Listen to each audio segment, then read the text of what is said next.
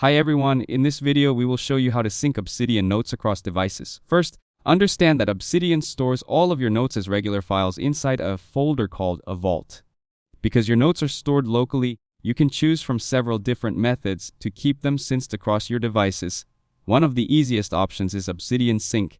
This is Obsidian's official sync service and is designed specifically for syncing notes, attachments, settings, and other vault data between your devices. Another popular option is using a cloud storage service such as iCloud, OneDrive, or Google Drive. Simply store your vault inside a synced cloud folder and sign into the same account on your other devices so the files can stay updated automatically. If you prefer a local syncing solution without relying on cloud storage, you can use SyncThing. This tool syncs files directly between your devices over your local network or the internet. For users who want version control and backup features, Git can be used to sync Obsidian notes.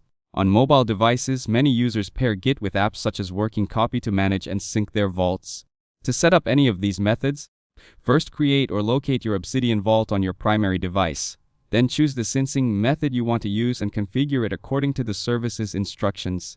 Next, install Obsidian on your other devices and open the same synced vault location.